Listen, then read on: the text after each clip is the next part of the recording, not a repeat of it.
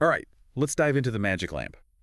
We're exploring a unique approach to achieving your goals and desires, laid out in this really cool book by Keith Ellis. Oh, this one's all about harnessing the power of wishes, right?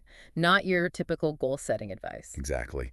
We've got a great summary of the book ready, so let's jump in. Sounds good. So the book starts by separating wishes from goals. Yeah, it makes a distinction. It says goals are often, well, they can be kind of rigid, task-oriented. Hmm. But wishes are these deep-seated desires. They've got more oomph. They can really light a fire under you. I see. So it's less about checking things off a list Yeah. and more about tapping into like a deeper motivation. Exactly. Think about how differently you approach something you desire to do versus something you feel like, ugh, I should do this, It's like the difference between forcing yourself to go to the gym. versus being excited to try that new hiking trail. Yeah, exactly. And the book argues that this distinction is important because a wish-focused mindset, it unlocks greater creativity and motivation. You're not just going through the motions. You're being pulled towards something you really want. You got it. It's like tapping into a different energy source. And the book's author, Keith Ellis, he actually made this shift himself, right? He used to be all about goals. He did, yeah. He was a big goal setter, but then he started framing things as fulfilling desires instead. So what kind of impact did that have? Well, he describes it as a real turning point. He started feeling more fulfilled, confident, more productive. Interesting. Instead of today I will achieve my goals, it became today I will fulfill my desires. That's a pretty powerful mental shift. It is. It sounds simple, but that shift in language can really change your perspective. So how do we actually tap into this? Well, the book lays out a four-step process. They call it the magic lamp process, or LAMP for short. Love a good acronym. What does LAMP stand for? It stands for lock on, act, manage your progress, and persist. Okay, so each step is like a building block, taking you from, well, I guess, from identifying those deep desires to actually making them happen. That's the idea. All right, so let's break it down. First up, lock on. What does that mean? Locking on is all about getting clear on what you truly wish for. And the book gives you two powerful questions to help you do that. If I knew I could achieve anything, what would I want? And then, if I knew I could do anything... Those are good ones. They get you thinking big. Right. They help cut through self-doubt and get to the heart of what you really, truly desire. It's like giving yourself permission to dream big. No limits. Exactly. And once you have those wishes, you got to write them down, create a wish list. To make it real. Yeah. It Yeah. solidifies your intentions, gives you something concrete to refer back to. So it's about bringing those wishes out of your head and into the real world. Exactly. And it's not realistic to focus on everything at once, so the book recommends prioritizing your list. Choose the wishes that resonate most deeply with you right now. That makes sense. Okay, so once you've got your wishes locked in, what's next? Next is act. It might seem obvious, but this is where a lot of people get stuck. It's time to put in the work. You got it. It's about shifting from just dreaming to actually taking action. But here's the thing. What's that? Even the smallest action can create momentum. The book talks about this law of inertia. An object at rest stays at rest, right? But an object in motion stays in motion. So breaking free from that initial inertia is key. So even baby steps make a difference. Absolutely. It's about building momentum. There's this anecdote in the book how Keith Ellis overcame his fear of writing. Oh, tell me about it. He started by writing just one word a day. One word. That's it. That's it, one word. And then he gradually increased his daily word count. Eventually, he had a whole manuscript. Wow, that's really starting small. Right. It just shows you the power of those first small steps. It's a good reminder that you don't have to do everything at once. Small, consistent action over time can lead to big results. Absolutely. Consistency is key.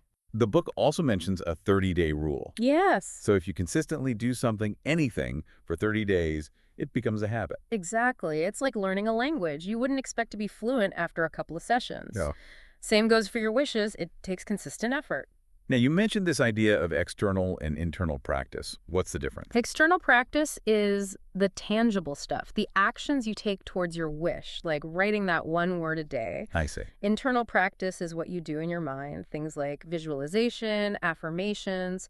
There's even this concept called pre-memory. Pre-memory, that sounds kind of trippy. It is. It's basically visualizing something so vividly that it feels like a memory, even though it hasn't actually happened. So you're giving your brain a sneak peek of success. Exactly. Studies have shown that our brains, sometimes they can't tell the difference between a real experience and one that's vividly imagined. Wow, that's amazing. Right. So by practicing in your mind, you're kind of priming yourself for success in the real world. So you're working on your wish from both sides, internal and external. Exactly. It's a powerful combination. Okay, so we've locked onto our wish. We're taking action, both physically and mentally. What's the next step? The next step is manage your progress. It's about staying focused and ensuring you're on track. Stay on target. Right. The book uses this cool analogy of a magnifying glass focusing sunlight to create heat. Oh, I like that. Right. That's what focus does for your wish. Amplifies your energy and intention. Okay, but how do you actually manage your progress in a practical sense? Yeah. What does that even look like? Well, there are a few simple but effective techniques. One is writing down your wish every single day. Every day. Every single day. It might seem basic, but it helps keep it top of mind. It reminds you what you're working towards. Like a daily reminder to keep you focused. Exactly. And another tip is doing weekly progress reports. This allows you to review, celebrate your wins, and identify areas where you might need to adjust. So you're checking in with yourself, making sure you're still on course. Exactly. But what about when you hit a wall? Like you lose motivation, get bored, feel like giving up? Totally normal. It happens to everyone. The book talks about reconnecting with that initial inspiration, the reason behind your wish. Your why. Yes, your why. Sometimes we get so caught up in the day-to-day, we lose sight of the bigger picture. Reconnecting with that initial spark can re-energize you. Remind yourself why this matters to you. Exactly. What if it's not the motivation, but the plan itself? Like, what if the plan just isn't working? The book is all about flexibility. If you're hitting a wall, maybe it's time to reevaluate the plan. Ask yourself, is there a different approach I could try? Are there any resources I haven't considered? So it's not about rigidly sticking to the plan, but being open to adjusting as needed. Think of it like a map. If the road is blocked, you got to find an alternate route to reach your destination. Makes sense. Okay, we've locked on, we're acting, we're managing progress. What's the final piece? The final step is persist. It's about that unwavering determination to keep going even when things get tough. Persistence is key, for sure. But how do you cultivate that grit, when faced with setbacks and challenges? Well, the book uses this great analogy of a child learning to walk. They fall countless times. But they get back up. Exactly. They keep getting back up, trying again and again, until finally they master it. That's a great analogy. It reminds you that failure is just part of the process. Right. It's about learning from your mistakes and keep moving forward.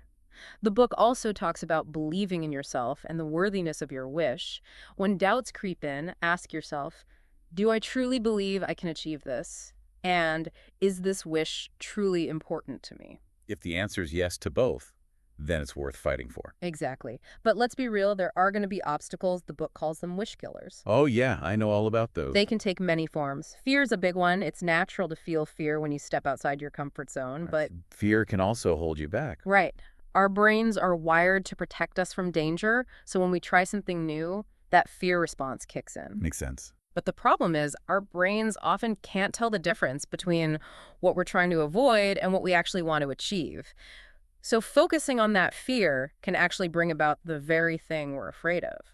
So how do you combat that? Do you just try to ignore it? The book suggests a more proactive approach. You got to shift your focus. Instead of dwelling on worst-case scenarios, try imagining yourself succeeding. So reframe that fear into positive anticipation. Exactly. Fear is often based on assumptions, projections about the future. Most of the things we worry about never even happen. Right. So why give those fears so much power? Good point.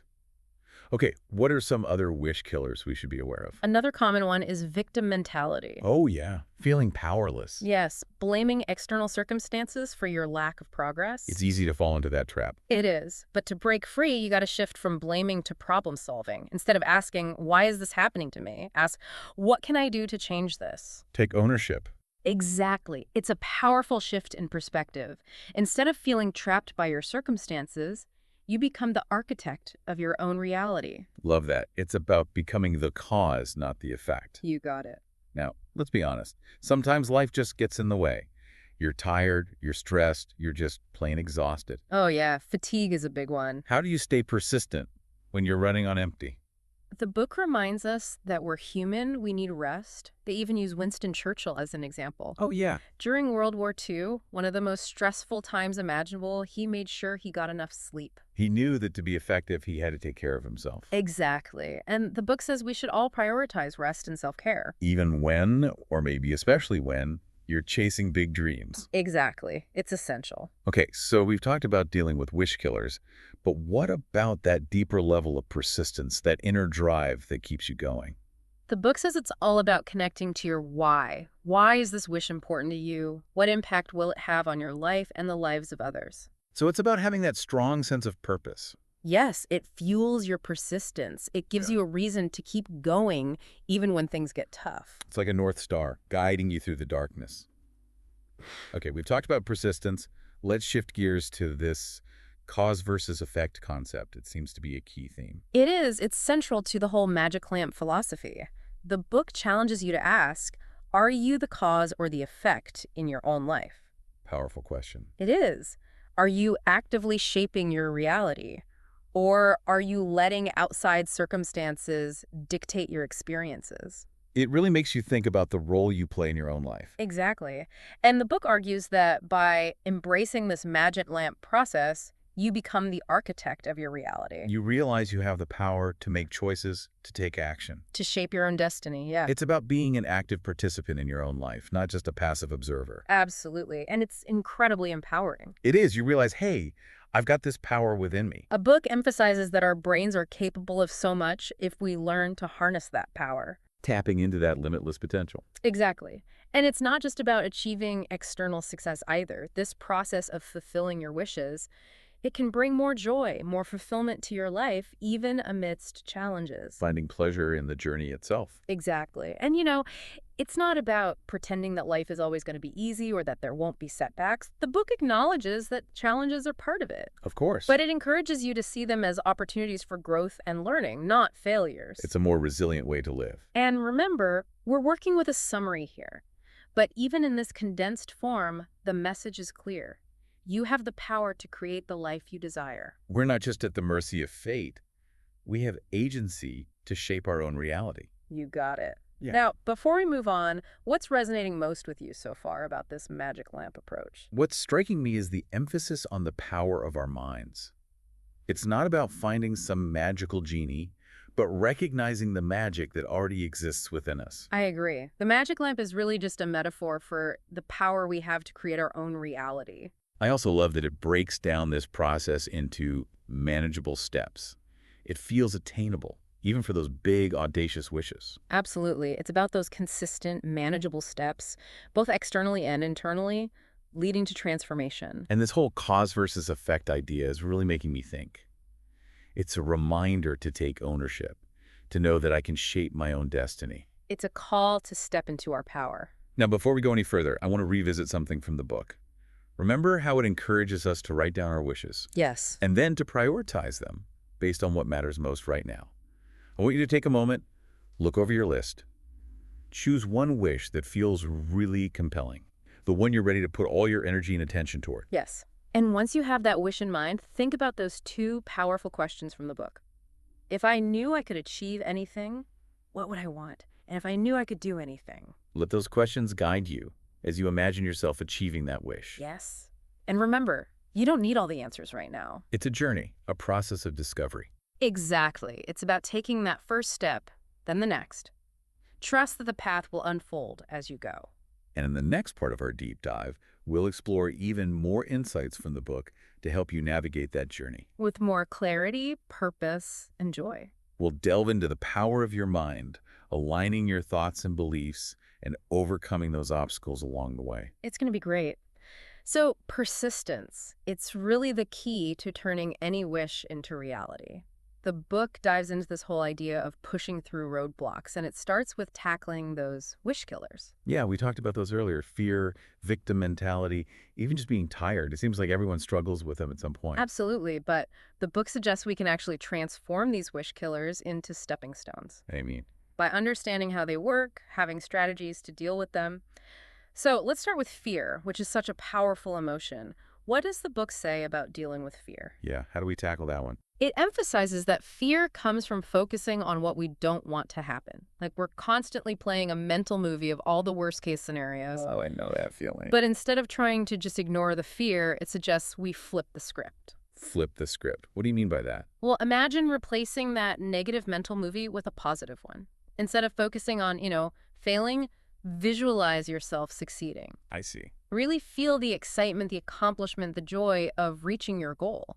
So it's about shifting your focus from what you're afraid of to what you actually want to create. Exactly. It's about changing the narrative in your mind. It's not about pretending fear doesn't exist. Right. It's about acknowledging it and then consciously choosing to focus on a more empowering story. Okay, that makes sense. Yeah. What about the victim mentality? How do you shift out of that feeling of being powerless? Well, the key, according to the book, is taking ownership. Instead of blaming things outside of your control for your lack of progress, ask yourself, what can I do to change this situation? Focus on what you can control. Yes. And it's a powerful shift in perspective. Instead of feeling stuck, you start seeing yourself as the one in charge. That must be a really empowering feeling. It is. But sometimes, even when you have the best intentions, life just gets in the way. Right? It does. How do you stay persistent when you're just exhausted? That's a tough one. It is. Yes. But the book emphasizes that we're not superhuman, We all need rest. Yeah. It even uses Winston Churchill as an example. Oh, wow. Really? Yeah, during World War II, one of the most stressful times imaginable, he made sure to get enough sleep. He understood that to be at his best, he had to take care of himself. Exactly. And the book says we should all prioritize rest and self-care, even when, or maybe especially when, pursuing our wishes. It's a good reminder that self-care isn't selfish. No, it's essential. Okay, so we've talked about these specific wish killers, but what about that deeper level of persistence, that inner drive to keep going? The book highlights the importance of really connecting with your why. Why is this particular wish so important to you? Yeah. How will achieving it change your life or the lives of others? So tapping into that sense of purpose. Exactly. When you have a strong why, it fuels your persistence, gives you a reason to keep pushing forward even when things are tough.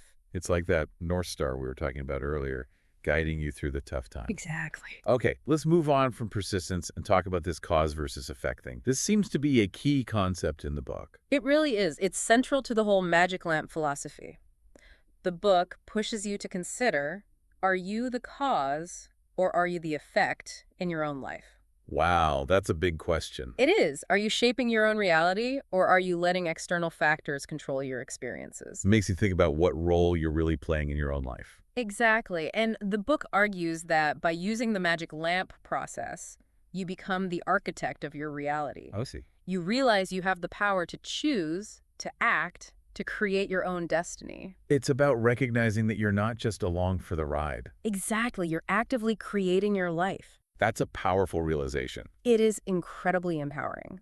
And the book reminds us that our brains can achieve amazing things if we learn to use them the right way. Tapping into that unlimited potential. Exactly. And, it's not just about external success. It's also about finding more joy and fulfillment in your life, even when things are challenging. It's about enjoying the journey. Not just focusing on the destination. Exactly. And it's not about pretending that life is always going to be easy or that there won't be setbacks. Of course not. The book acknowledges that.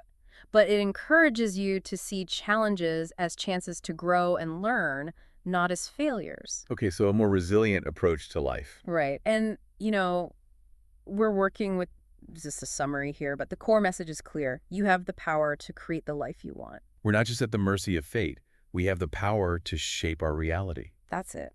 So what's resonating with you most from this magic lamp process so far?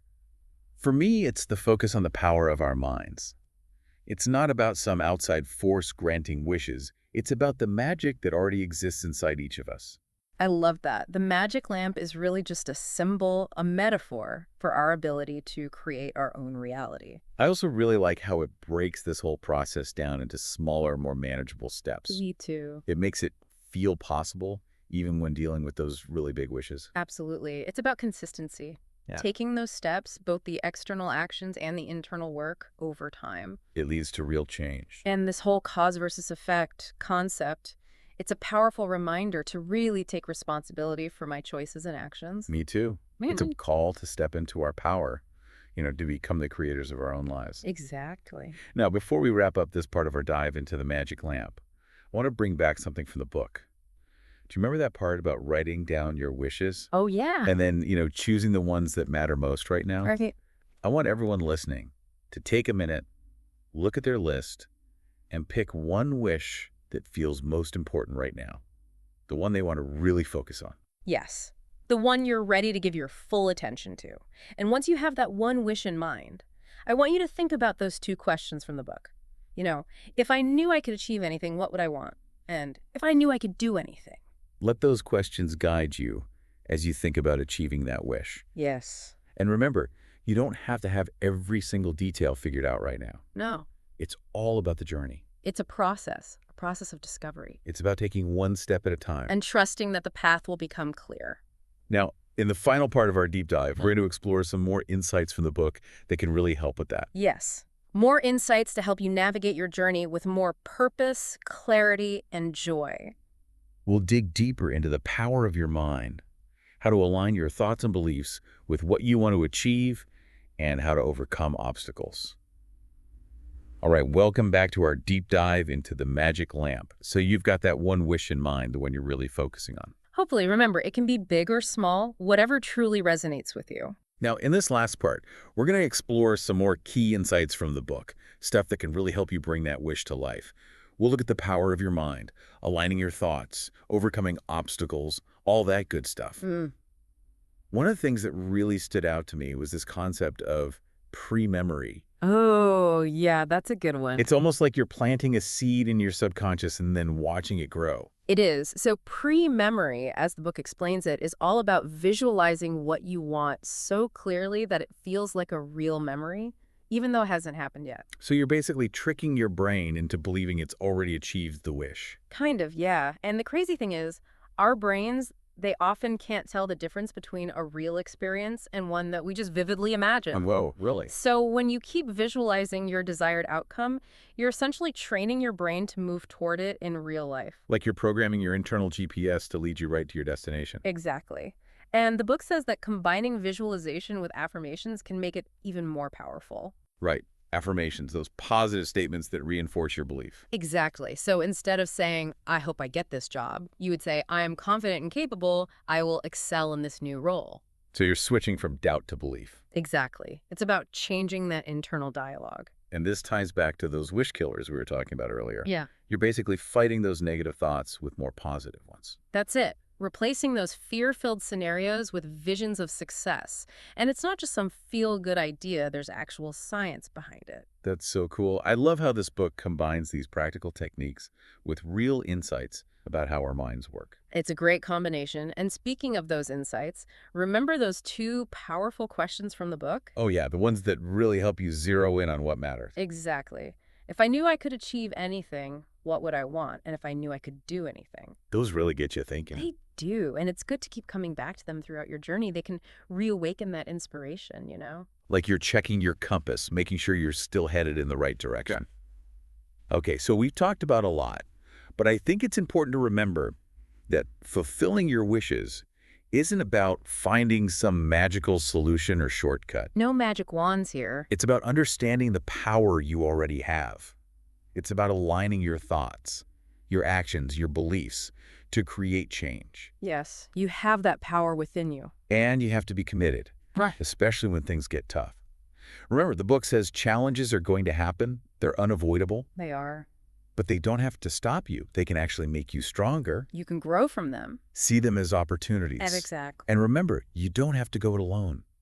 Talk to your friends, your family, find a mentor, join an online community. Surround yourself with people who believe in you. And don't forget to celebrate your wins, even the small ones. It's so important to acknowledge those wins. They can keep you motivated and believing in yourself. Yes, they do. So as we wrap up our deep dive into the magic lamp, I want to leave you with one final question. What's that one wish you're going to focus on starting today? What's that one desire that you're ready to really commit to nurture and watch it blossom into something incredible? Write it down.